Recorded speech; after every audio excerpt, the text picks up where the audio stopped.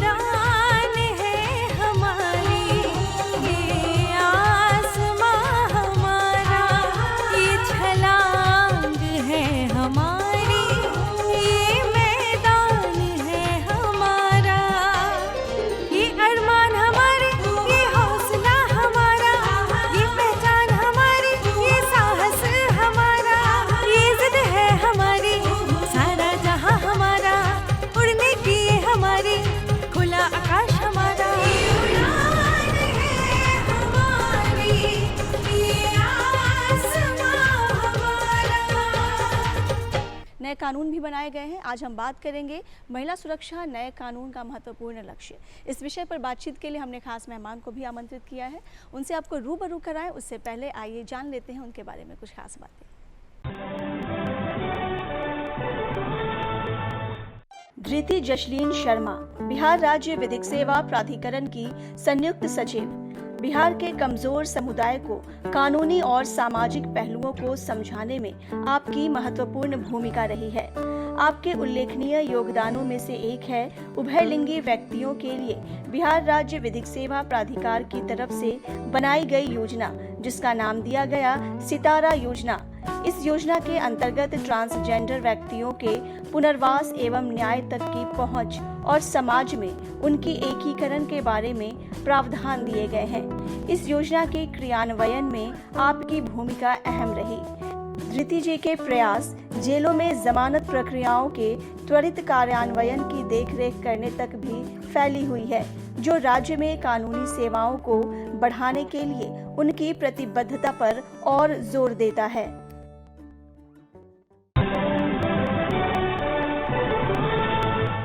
और दोस्तों, इस वक्त धृति जशलीन शर्मा जी, जो कि ज्वाइंट सेक्रेटरी हैं राज्य विधिक सेवा प्राधिकार बिहार की, हमारे साथ हैं। बहुत बहुत स्वागत है मैम आपका हमारे कार्यक्रम में। नमस्कार मैम, हमारा आज का विषय है महिला सुरक्षा, जो कि अभी के समय में वाकई हमारे देश के लिए एक बहुत बड़ी चुनौती है। सबसे पहले बताएं कि महिला सुरक्षा के मद्देनज़र नए कानून क्या बनाए गए हैं? आपने एक बहुत सही बात बोली कि महिला सुरक्षा बहुत ज़रूरी है। अगर हम देखें तो महिला एक शायद समाज का ऐसा अंग है जो सबसे ज़रूरी, जिसको हर धर्म में या हर में एक स्पेशल जगह दी जाती है। यदि हम उनकी सुरक्षा नहीं करेंगे, अपने बच्चियों की सुरक्षा नहीं करेंगे, अपनी महिलाओं की सुरक्षा नहीं करेंगे, तो समाज का सभ्य होने का कोई मतलब नहीं रह जाएगा और ना ही सभ्य होगा। वो कहते हैं कि एक बच्चे को पढ़ाओ तो उसी को पढ़ाएंगे, लेकिन अगर आप महिला को पढ़ाएंगे तो पूरे परिवार को पढ़ाते हैं। और नए कानून की अगर हम बात करें तो इन चीज़ों को मद्देनज़र रखते हुए, जिस तरह पुराने कानून में हमारे की बात करें तो पहले था भारतीय दंड संहिता या इंडियन पिनल कोड, अब बनाया भारतीय न्याय संहिता। तो न्याय की तरफ से हम ये अगर हम नाम से ही देखें तो न्याय हो रहा है दो पक्षों के बीच में।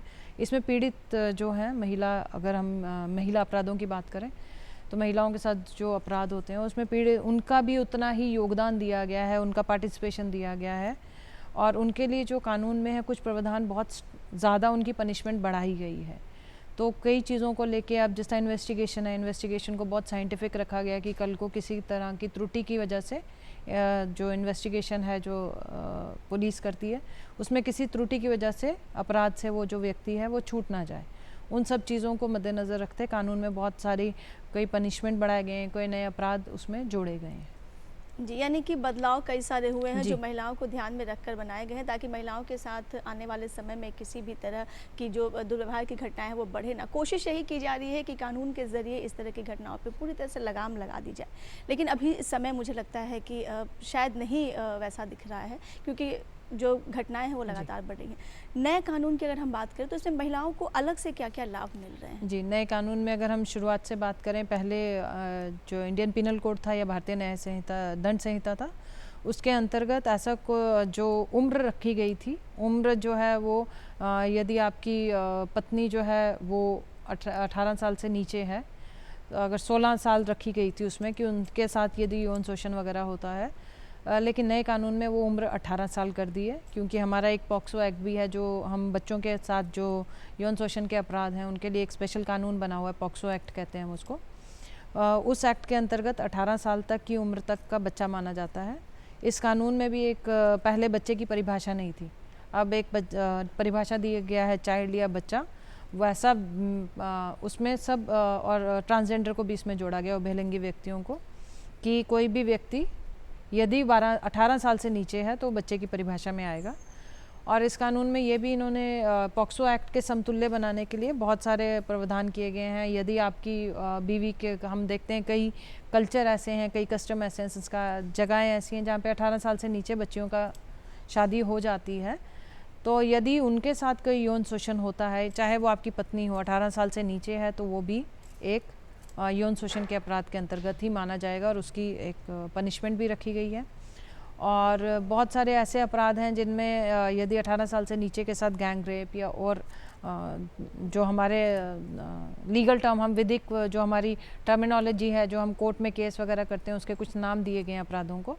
यदि उन अपराधों को अगर वो संगीन है तो उसमें डेथ पेनल्टी तक प्रावधान दिए गए हैं। मैम, ये भी जानना चाहूँगी वो कौन कौन से अपराध, दुर्व्यवहार या हिंसा की घटनाएं हैं जिसके लिए कानून बनाए गए हैं महिलाओं के? देखिए, पहले भी ये कानून थे, कानूनों में थोड़ा बदलाव किया गया है, थोड़ा पनिशमेंट बढ़ाया गया है। इस पे भी कुछ लोगों का मत ये है कि पनिशमेंट बढ़ाने से क्या अपराध रुक गए। तो एक बहुत छोटी सी बात है कि यदि एक स्कूल है, स्कूल में अगर शिष्य नहीं आता तो हम अटेंडेंस उसकी काट देते हैं। तो अटेंडेंस या डिसिप्लिन इसलिए बनाया जाता है कि हम एक अपना दिखाना चाहते हैं कि स्कूल डिसिप्लिन में रहता है कुछ चीज़ों। तो अपराध की पनिशमेंट बढ़ाने से ये एक मैसेज दिया जाता है कि हमारी जो सरकार है या हमारा जो देश है वो किसी अपराध के लिए अपने आप को लीनियंट नहीं है, वो किसी भी तरह की कोताही नहीं बरतेगा, वो इन चीज़ों को बहुत संगीन मानेगा। और अगर हम महिलाओं के सुरक्षा की बात करें तो हमने एक अपराध जो नया इसमें ऐड हुआ है वो हुआ है, हमने देखा था अगर कोई महिला जा रही है तो कुछ लोग आते थे चेन वगैरह खींच लेते थे उनके, क्योंकि अब हम महिलाएं हैं, हम थोड़ा पहन लेती हैं चेन वगैरह या मार्केट वगैरह में, तो वो डर लगता था। अब उसको भी एक अलग अपराध की श्रेणी में डाला गया है। एक और नए जो इसमें एक बहुत ज़रूरी, जो मुझे लगता है कामकाजी महिलाओं के लिए या सबके लिए बहुत ज़रूरी है, एक पॉश एक्ट है जो कामकाजी महिलाओं की हिंसा के लिए बना है। उसके अतिरिक्त बहुत सारी महिलाओं के ऐसे भी केस हुआ करते थे जहाँ पे किसी को नौकरी का झांसा देके, किसी को शादी का झांसा देके उनके साथ शारीरिक संबंध बना के उनका यौन शोषण करते थे। वो अब एक स्पेशल अपराध की परिभाषा में आ गया है, जिसकी पनिशमेंट भी बहुत ज़्यादा की गई है, ताकि इन सबको रोकने के लिए हमारा एक पूरा सिस्टम बना सके। बिल्कुल, यानी महिलाओं के साथ जो भी छोटी से छोटी घटनाएं होती हैं, खासकर किसी भी तरह का लोभ देकर, झांसा देकर उनके साथ दुर्व्यवहार करना, इसके अलावा बच्चियों के साथ जो दुर्व्यवहार की घटनाएं हम देख रहे हैं, छोटी छोटी घटनाएं जैसे चेन स्नेचिंग की बात मैम ने कही, तो इन सभी अपराध जो हैं इनके लिए कानून काफ़ी सख्त होता जा रहा है, ताकि जो अपराधी हैं उनमें एक डर हो, एक भावना उनके अंदर डर वाली आए। बावजूद जो ग्राफ मुझे लगता है बहुत ज़्यादा अभी फ़र्क नहीं आया है आंकड़ों में, जसलीन जी, वो कौन कौन सी जगह होती है जहाँ पे महिलाओं के साथ दुर्व्यवहार और हिंसा जैसी घटनाएं होती हैं, खासकर घरेलू हिंसा की बात करें हम या फिर कार्यस्थल पे यौन शोषण का आपने जिक्र किया, तो वो और कौन कौन सी जगह है जहाँ पे इस तरह की घटनाएं होती हैं? देखिए, महिला के साथ जो अपराध है, अगर हम स्टार्ट करें तो घर से लेके महिला जहाँ पे भी जाएगी वहाँ उसके साथ अपराध होता है। आज की डेट में हम ये नहीं बोल सकते कि कौन सी ऐसी जगह है। और इसके लिए मैं ये बोलूँगी कि हम बाकी कुछ ऐसे अपराध हैं जिस तरह हमने टेररिस्ट अटैक देखे कि उनको सिखाया जाता है कि अपराध किया जाए। इन अपराधों के लिए जो महिलाओं के साथ दुर्व्यवहार होते हैं या यौन शोषण होते हैं, इसके लिए मुझे नहीं लगता कि ऐसा कुछ, तो ये एक इंसान के अंदर की जो बदनीयती है वो सामने आती है, और वो औरतों के साथ वो मानना, वो ये दिखाना चाहता है औरत को कि आप एक कमज़ोर हैं और मैं पावरफुल हूँ। क्या मानसिकता है उन लोगों की, इस मानसिकता से दूर होके उन मानसिकता को कंट्रोल करने के लिए या उनको डर डालने के लिए अपराध बढ़ाए गए हैं। और यदि हम इसमें बात करें, इसमें उम्र 18 साल कर दी। पहले कुछ ऐसे प्रावधान थे जिस तरह किडनैपिंग हो गया, अपहरण वगैरह, उसमें महिलाओं की एज कम थी और पुरुषों की एज रखी हुई थी, उन्होंने उसमें तालमेल नहीं था। अब इन्होंने पॉक्सो एक्ट को भी अंतर्गत रखते हुए और उसके साथ आपने जो बच्चों की एज है जिसमें महिला बच्चियाँ भी आएंगी, उनकी एज 18 साल रख दी। यदि 18 साल से नीचे किसी बच्चे के साथ कोई दुर्व्यवहार होता है, किसी महिला के साथ दुर्व्यवहार होता है, वो पॉक्सो एक्ट और हमारे भारतीय न्याय संहिता के अंतर्गत आएगा। दूसरा एक है कि बच्चियों को लेके उनके साथ देह व्यापार की भी बहुत सारी घटना होती है हमारे साथ, और उसके अगर आंकड़े देखें तो बिहार के आंकड़े भी उसमें बहुत ज़्यादा, क्योंकि हमारे कई बॉर्डर एरिया लगते हैं, तो उनको भी इसमें स्पेशल एक दिया गया है, जबकि किशोर जो हमारा एक जे एक्ट है उसके अंतर्गत भी है, और इस एक्ट के अंतर्गत भी यदि आप किसी बच्चे को 18 साल से किसी बच्चे को आप कहीं देह व्यापार के लिए ले जाते हैं, किडनैपिंग करते हैं, या उसके साथ कोई और यौन शोषण के लिए करते हैं, उसके लिए भी जो अपराध हैं उनकी थोड़ी सी पनिशमेंट बढ़ाई गई है। और एक जो बहुत अच्छी बात इसमें गई है, अब एक मिनिमम पनिशमेंट भी रखा गया है।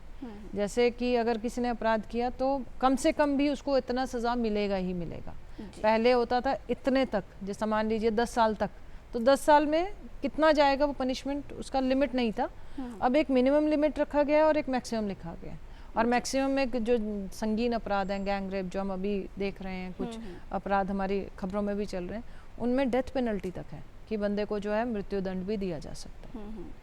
बिल्कुल, मृत्यु दंड तक का प्रावधान है और कई ऐसे अपराधी हैं जिन्हें मृत्यु दंड दिया तक जा चुका है। निर्भया केस को अगर याद करें बिल्कुल तो। बिल्कुल। अब जो यौन हिंसा की शुरुआत होती है मैम, वो कहीं ना कहीं फप्तियाँ और जो छेड़खानी होती है, शुरुआत यहीं से होती है। तो इस तरह की चीज़ों के लिए क्या कानून है ताकि वहीं पे रुक जाए, यानी कि जो यौन हिंसा की जो घटनाएं हैं वो आगे ना बढ़ें, फप्तियाँ, छेड़खानी, यहीं तक डर जो है वो लोगों में पैदा हो।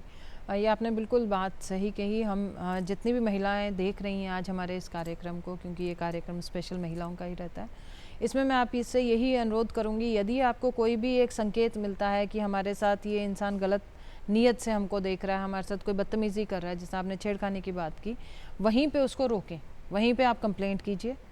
इसके लिए मैं यहाँ पे एक अपना हेल्पलाइन नंबर भी बोलना चाहूँगी। अगर आप थाना भी नहीं जा सकते, आप हमारे ज़िला विधिक सेवा प्राधिकार जो हर ज़िला में रहता है वहाँ नहीं जा सकते, तो आप एक नंबर हेल्पलाइन है 15100। सरकार द्वारा तो और भी नंबर दिए गए हैं, 112 दिया गया है, बट एक हमारा लीगल हेल्पलाइन नंबर है 15100 15100। आप इसको भी डायल करेंगे, वहाँ पे आप यदि किसी महिला अधिवक्ता से बात करना चाहेंगे तो वो नंबर टोल फ्री है, आपको उसका कोई पैसा नहीं लगेगा। अब अपने घर से भी आपको लगता है कोई कंप्लेंट है तो आप उसको कर सकते हैं। दूसरा, अगर हम बात करें कि छेड़खानी की, तो इस कानून में एक और चीज़ बहुत अच्छी बदलाव की गई है। पहले देखा गया था कई बार हो सकता है छेड़खानी वो पुरुष ना करे, वो किसी महिला के थ्रू करवा दे, कोई महिला को सामने करके और उसके थ्रू उसको ऐसा करवा दे। तो पहला होता था कि छेड़खानी के अपराध के लिए सिर्फ एक पुरुष ही अपराधी काउंट होता था। इस बार इस बदलाव किया गया है कि उसमें कोई भी व्यक्ति रख दिया गया है कि यदि कोई महिला भी दूसरी महिला के साथ छेड़खानी करती है उसके लिए भी सज़ा है। यौन शोषण से थोड़ा उसको हटा के रखा है, लेकिन अगर कोई छेड़खानी या मान लीजिए कोई गलत फ़ोटो खींच के, जिस तरह कई बार देखा हमने कि कई बार महिला से दुश्मनी निकालने के लिए या कि कोई फ़ोटो ऐसा खींच लिया और वो अपलोड कर दिया, वायरल कर दिया, या उसको छेड़खानी कुछ इस तरह से या गंदे मैसेज, भद्दे मैसेज दे दिए, तो वो भी एक अपराध बनाया गया। उसमें जेंडर न्यूट्रल किया गया, यानी वो कोई विशेष किसी महिला या पुरुष के लिए नहीं, वो अपराधी कोई भी हो सकता है। तो उसमें वो एक बदलाव और किया गया है। बिल्कुल, यानी कि जो अपराधी होते हैं, खासकर छोटे जो अपराध होते हैं, जैसा कि मैम ने बताया कि अपराधी पुरुष भी हो सकता है, महिला भी हो सकती है, किसी भी कारण से हो सकता है। महिला किसी भी तरह की बात को लेकर यदि उनके अंदर कोई तरह की परेशानी है तो वो भी निकालने के लिए लोग एक दूसरे के साथ इस तरह के कार्य करते हैं। तो ऐसे में महिलाओं के लिए भी कानून बनाए गए हैं ताकि वो लिप्त ना हो किसी भी तरह के अपराध में। मैम, हम लोग बात कर रहे थे महिला सुरक्षा पे, आपने एक बहुत अच्छी जानकारी दी कि यदि कोई महिला किसी भी तरह के परेशानी में है तो वो 15100, एक बार फिर मैं ये नंबर आपको याद दिला रही हूँ, 15100, इस नंबर पे आप डायल करें और किसी जो महिला वहाँ पे अधिवक्ता होंगी उनसे आप बातचीत कर सकती हैं, उन्हें अपनी परेशानी के बारे में बता सकती हैं, मदद तुरंत आपको मिल सकती है। ऐसे में मैम, थोड़ा हम इसके बारे में बात कर लेते हैं कि जो नए कानून बनाए गए हैं, इसमें आपने बताया कि खासकर जो महिलाएं हैं, जो कई बार हम देखते हैं महिलाएं भी दूसरी महिलाओं के साथ कुछ तरह के दुर्व्यवहार करती हैं, इसके लिए भी कानून बनाए गए हैं। जो पुराने कानून थे उससे जो नए जो प्रावधान जो बने हैं, कानून बने हैं, किस तरह का बदलाव है, कितना ज़्यादा अलग है उससे ये? सबसे पहले तो एक परिभाषा में ही बहुत बदलाव आ गया। पहले था भारतीय दंड संहिता और अब भारतीय न्याय संहिता। यदि मैं आपसे बात करूं कि भारतीय दंड दिया किसी को, तो दंड में लगता है एक कोर्ट है और एक अपराधी है, दो ही लोग हमारे शक्ल सामने नज़रों में आते हैं। यदि मैं बोलूं न्याय की है तो इसमें लगता है कि नहीं, किसी के साथ न्याय हुआ है, यानी पीड़ित को भी हमने इसमें मतलब सिर्फ एक शब्द बदलने से हमने पीड़ित को उसका ड्यू रिकग्निशन या उसकी जो क्योंकि देखा गया था कानून में, जब ये शुरू कानून हुआ तो अपराधी ने किसी के साथ अपराध किया तो एक पीड़ित होगा, तो पीड़ित को माना जाता था एफआईआर करने आ गया या एक दिन गवाही करने आ गया पीड़ित। उसके अलावा अगर महिलाओं की बात करूँ तो महिला को 2 बार ही बुलाया जाता था, लेकिन उसमें महिला को, उसको तो सज़ा दे दी कोर्ट ने, जो महिला है उसके साथ क्या, या अगर हम कहें कोई भी पीड़ित है उसके साथ क्या। तो नए कानून में एक तो उसकी बहुत इम्पोर्टेंस दी है। कई बार हमने ऐसे भी देखा है कि पुलिस जो स्टेट है, सरकार केस वापस ले लेती है बिना पीड़ित को बताए। तो अब ये हुआ है कि नोटिस दिया जाएगा पहले पीड़ित को बताया जाएगा कि सरकार इस अपराधी के विरुद्ध केस नहीं करना चाहती, तो उसको अंधेरे में नहीं रखा जाएगा। बेल के टाइम पे, पूरे ट्रायल के टाइम पे जब भी केस चल रहा है उसकी पूरी उसकी पार्टिसिपेशन रहेगी।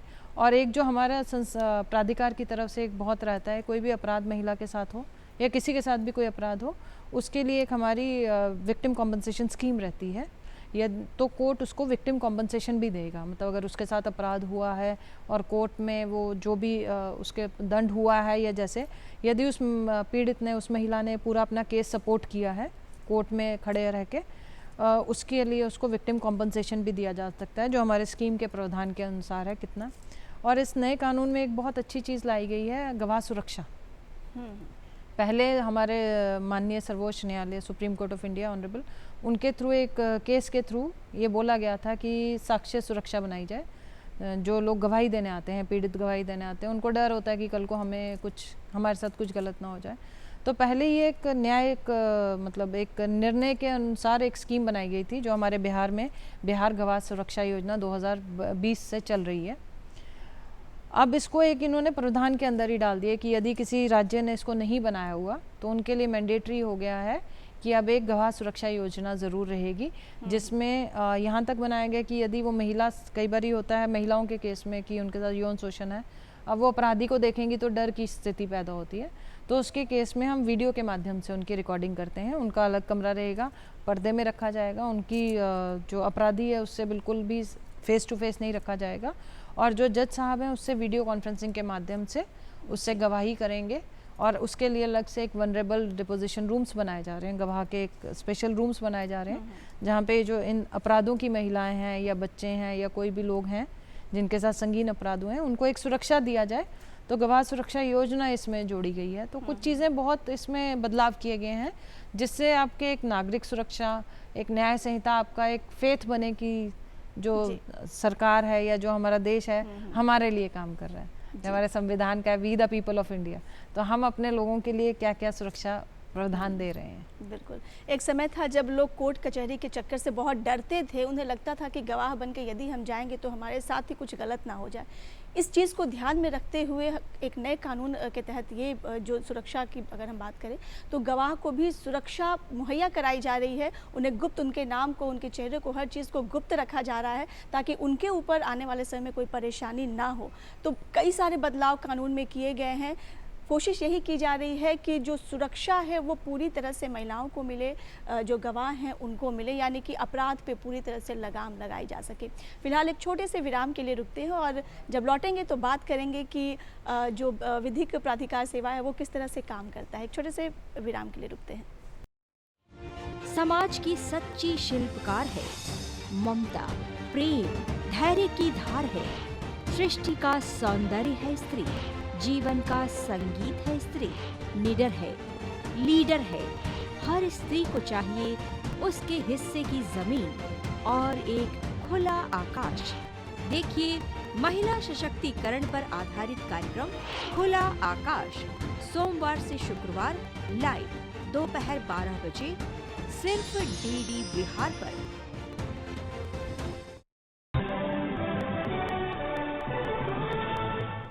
स्वागत है आपका। ब्रेक के बाद हम बात कर रहे हैं महिला सुरक्षा, नए कानून का महत्वपूर्ण लक्ष्य क्या है, और इस विषय पर बातचीत के लिए ज्वाइंट सेक्रेटरी हमारे साथ मौजूद हैं बिहार राज्य विधिक सेवा प्राधिकार की।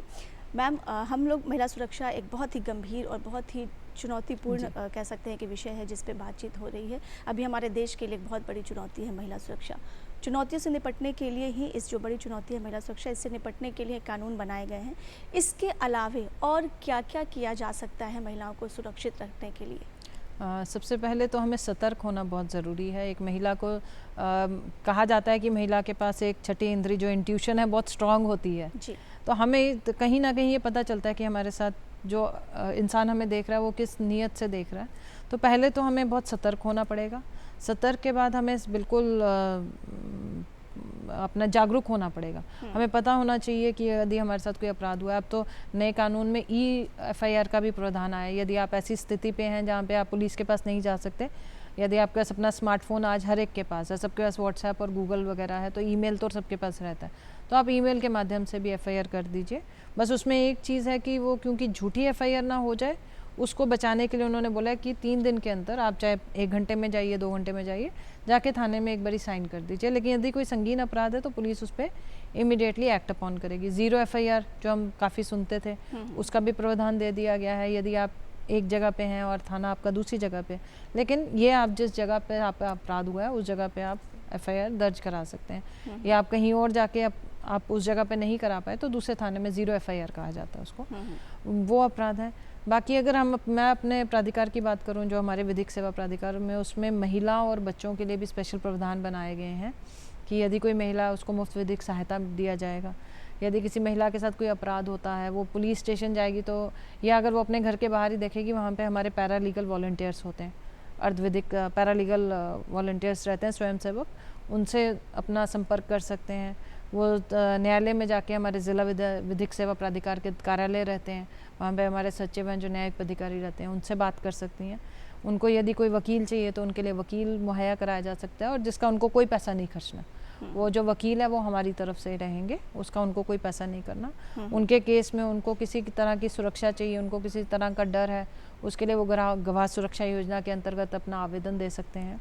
और कोर्ट के माध्यम से जब केस उनके अपराधी के चलेगा तो उनको अंतरिम मुआवजा या केस ख़त्म होने पर पूर्ण मुआवजा, वो उसका भी प्रावधान है। तो हर स्थिति पे हम महिलाओं की सुरक्षा, या हम लोग उनके लिए खड़े हैं, उनको विधिक सहायता देने के लिए। हमारा मोटो यही है कि न्याय तक पहुंच। यदि वो सक्षम नहीं है खुद न्यायालय तक जाने के लिए, तो हम उनकी न्याय तक पहुंच हैं। वो हमें टोल फ्री नंबर भी, जैसे मैंने आपको बताया, वो ईमेल के माध्यम से भी हमें ईमेल कर सकते हैं, हमारे ज़िला प्राधिकार में जा सकते हैं, थानों में जा सकते हैं। जिस भी माध्यम से वो हमारी मदद चाहें, वो मदद उनको ज़िला में मिल सकती है। यानी बिहार राज्य विधिक सेवा प्राधिकार जो है वो महिलाओं के लिए और बच्चों के लिए खास तौर पे उन्हें किसी भी तरह की मदद चाहिए, कानूनी मदद, तो उसके लिए हमेशा तत्पर है। अगर हम बात करें मुक्त और सक्षम विधिक सहायता जो है वो किस तरीके से आपका विभाग देता है, और वो कौन कौन से व्यक्ति हैं जो इसका लाभ ले सकते हैं? जैसे मैंने महिला और बच्चों की आपको बोली, इनके अलावा हमारी जो है मुफ्त और सक्षम, मतलब मुफ्त का ये है कि यदि आप कोई वकील करते हैं तो आप जानते हैं कि वकील कुछ ना कुछ अपनी फ़ीस लेता है।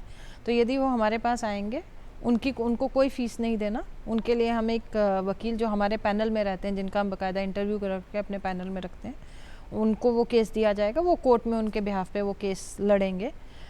उसके अलावा अगर हम करें तो किसी भी अनुसूचित जनजाति के जो व्यक्ति रहते हैं, गरीब व्यक्ति हैं जिनकी जो एनुअल आय है, जो उनका वार्षिक आय 1.5 लाख से कम है, यदि कोई भी उभयलिंगी व्यक्ति, ट्रांसजेंडर पर्सन है, एसिड अटैक के लोग हैं, HIV के पेशेंट्स हैं, कैंसर के पेशेंट्स हैं, सीनियर सिटीजन्स हैं, कोई भी अनऑर्गेनाइज सेक्टर के लोग हैं, या कोई भी वर्कमैन है, कोई भी जेल में है, अगर हमारा दायरा देखिएगा तो हम उस व्यक्ति के लिए खड़े हैं जो व्यक्ति अपने लिए आवाज़, जो सक्षम नहीं है, किसी भी डिसेबिलिटी की वजह से वो नहीं बोल पा रहा, या वो अपनी आर्थिक वजह से नहीं बता पा रहा, या उसमें इतनी सक्षमता नहीं है कि वो कोर्ट तक खुद जा सके, उन सब व्यक्तियों के लिए हम लोग खड़े हैं। और इसमें अगर हम बात करें बच्चों के लिए, और हमारा संविधान भी हमें ये पावर देता है। संविधान का अनुच्छेद 15 है, आर्टिकल 15, वो कहता है कि महिला और बच्चों के लिए स्पेशल प्रावधान, स्पेशल कानून बनाए जा सकते हैं। तो उसके अंतर्गत ही हमारा जो है विधिक सेवा प्राधिकार, हम लोग राष्ट्रीय स्तर से, सुप्रीम कोर्ट से लेके, ऑनरेबल सुप्रीम कोर्ट से लेके, अगर हम तालुका की मंडलीय जो हमारे हैं सब डिविजनल कोर्ट्स हैं, हम हर जगह पे हमारा एक दफ्तर रहता है। किसी को भी कोई दिक्कत हो तो हमारे विधिक सेवा प्राधिकार में जा सकते हैं, समिति में जा सकते हैं। दफ्तर होते जी, हर जिला में जहाँ पे भी कोर्ट रहेगा, जहाँ पे भी न्यायालय रहता है, वहाँ पे हमारा एक दफ्तर रहता है, जिसमें हमारे जो सचिव रहते हैं वो हमारे न्यायिक अधिकारी डेपुटेशन पे रहते हैं फुल टाइम। ये एक अच्छी जानकारी, क्योंकि लोगों के समझ में नहीं आता है कि भाई हमारे पास पैसे नहीं हैं, हम वकील का खर्च कैसे उठा पाएंगे। और ऐसे में जो बिहार राज्य विधिक सेवा प्राधिकार है वो वैसे जो अक्षम लोग हैं, जो आर्थिक रूप से मजबूत नहीं हैं या अन्य परेशानियां हैं, उनके लिए हमेशा ये तत्पर खड़े रहते हैं कि उन्हें हम अपनी तरफ से वकील की सुविधा हो या अन्य सुविधाएं हो वो मुहैया कराया जा सके। मैम, चलते चलते चूँकि समय की पाबंदी है, क्या आप मैसेज देना चाहेंगे महिला सुरक्षा को लेकर? जी मैम, मेरा तो यही रहेगा कि एक तो महिलाएं अपने आप को कमज़ोर मत समझें। महिलाओं को अपने अंदर से मानसिक तौर पे बहुत स्ट्रांग होना पड़ेगा।